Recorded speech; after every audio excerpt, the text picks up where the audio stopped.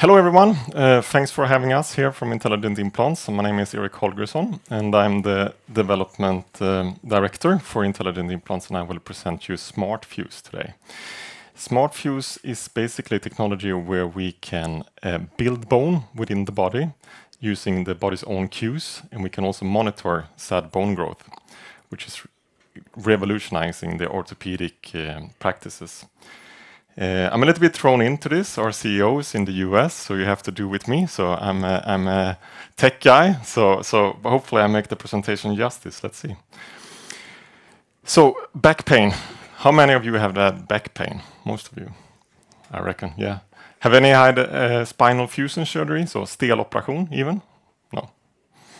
So back pain is a very common problem. It happens to a little bit less than 10% that seek sort of professional help. And usually you do this, you manage this by you getting physical therapy, you maybe change your lifestyle, or you getting medications to relieve the pain. But for some indications, you have to make a steloperation, a spinal fusion surgery. And that's the first product, that's the first niche for the SmartFuse technology that we're going after. This happens to be one of the costliest operation room therapies in the world. And about 1.4 million patients have this done globally each year. So that means about 4,000 a day, or during the course of this presentation, I calculated about 40. It's about the size of this room. So you're all having spinal surgery. No. The problem with this, which I will get to, is that it's not always successful. But the basic idea is, if you follow from left to right, is that you have a disc that doesn't working. It's fatigued, it's worn out. So you need to take that out. It might pinch on a nerve. It might just be damaged. So if you come to that situation, you need to have a surgical intervention. So you go in, the surgeon goes in, either minimally invasive or open surgery, removes the disc, and then replace it with a cage. Said cage are filled with bone graft. And what is bone graft? That is what you take from your iliac crest. Then it's called autograft, and you fill the cage with a bone, and you also have the surroundings filled with the same bone.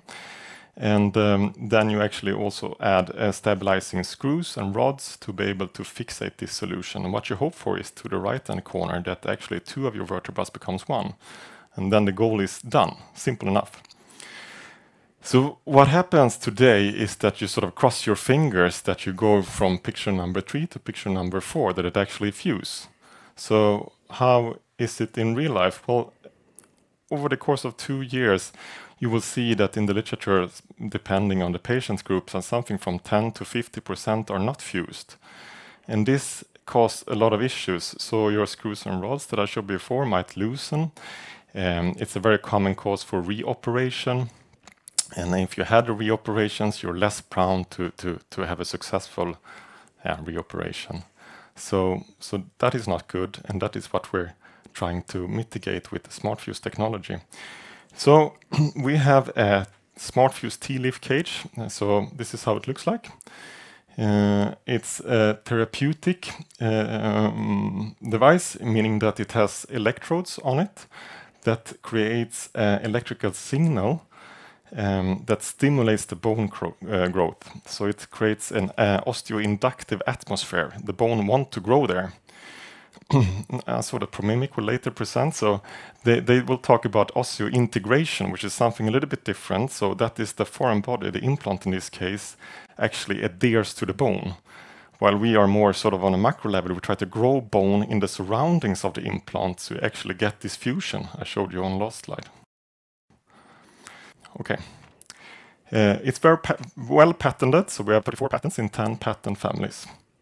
And I will tell you a little bit more about the system, because this is a passive device per se. It goes in the body forever, so it has some requirements about it. We actually power it by having an external device put on it. And this we call the E-cap. So that sends a signal with an inductive link. The implant wakes up and it creates its stimulation for a couple of hours per day. It also sends data back to the E-cap. The external device, which it can further send to the patient app or to the cloud, to the physician or the healthcare professional to monitor the bone growth. So does it work? Yes, we think it works. We've done a study which is quite powerful. So we have the sheep, we had many sheeps, and we implant them with two very similar implants. The difference is that one is active and one is passive. So the animal is acting as its own control, which is a quite powerful setup. And then we measure in the region of interest, and since the spine in sheep are a little bit smaller than in humans, we only look at the window indicated, as you see, as the region of interest here, which is filled with this autograft, this iliac crest, right? So we look at that area and see after 6 weeks, have this fused, have this created bone or not? And this is 5 consecutive animals that we have done some years ago, where you can see the control and you can see the smart fuse therapy. So it's quite a difference. So what we do is a micro CT. So we take out the block of the sheep and we look at it with the micro CT, computer tomography, and we make cross sections, and then we stitch that up and we look at the total volume. So this typically maxes out at some 70% or so. So figures like 56 or 55 is basically fused, because the bone always is a little bit porous and have some voids. So if we sum up that result, here you can also see some histology sections. We have about 3 times as much bone when we use the smart fuse versus the standard therapy, and also the trabecular thickness. So the thickness of the bone, how dense it is has also increased. The good things with this, among other things, is that it's very familiar to the surgeon. We think that's the key, and that's also been a struggle to try to miniaturize this design. So in this little head here, we have electronics and components matching sort of 1.1 millimeter in size. So we have cranked a lot of technology into it. We have an inductive antenna that picks up the energy, but it basically looks like any other implant. That said, these comes in a lot of different forms and factors. This is a standardized peak cage. They are now expandable cages. There are coated cages we will hear about, which has taken a step forward, but we think we sort of take another 10 steps upwards with our technology, of course. Then I mentioned that it also measures bone. How does it do that? Basically, we use the same 8 electrodes that we have in the cage, and we measure the impedance. So there is a version of resistance. So we measure the impedance in between, and basically blood is a very good conductor, but bone is a very poor conductor. So the more bone you have, the less conduction you have. So therefore we can follow, and we call it impedance tomography. We can measure between each of these 8 individual electrodes, from 1 to 8, from 1 to 2, and so on and so forth. That sort of comes up with the grid, and you can actually get a view on where has bone grown. And that you can get in an instant sent to the hospital then, avoiding costly CT, MRI, X-rays coming into the hospital. Yeah. I think I'm running. And this is how it can be presented to the healthcare professionals. Then I think I need to go a little bit quicker into the market. So this is a big market. I said before, it's more than $10 billion market, and our addressable market, if we sort of take out, we focus on the lumbar region and not the cervical region. So if we take that out, and if we also focus just on Europe and US, and US is the main market, we have about 350,000 patients a year, and with an average selling price of 8,000, that makes a market of a little less than $3 billion. This is another way to see it, and the figures are not exactly the same. It says 10 and then it says 11 on the last one. Anyway, this is what they spent today or a couple of years ago on the different devices. So they spend 5 billion on fixation, interbody, that's the cages, some 2 billion, and then biologics, and 2.5, and then external stimulation.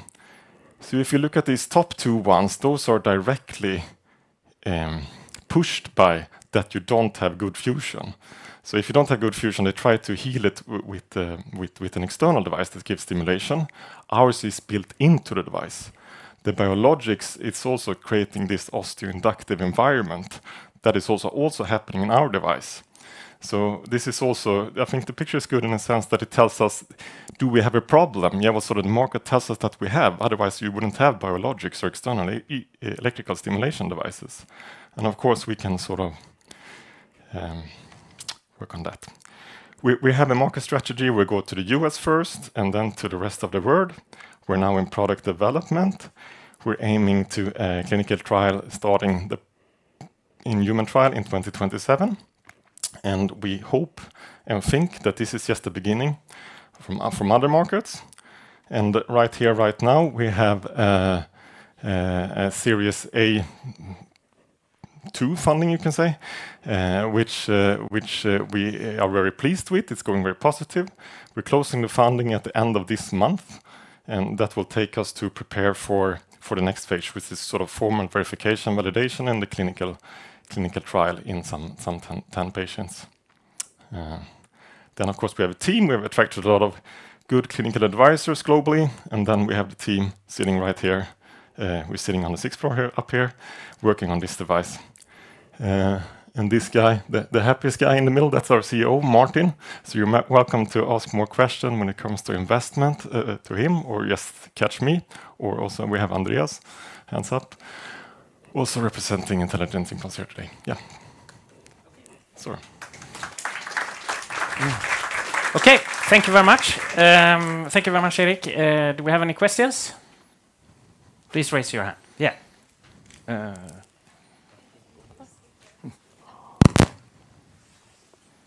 Yeah, thank you, Erik, for this beautiful presentation.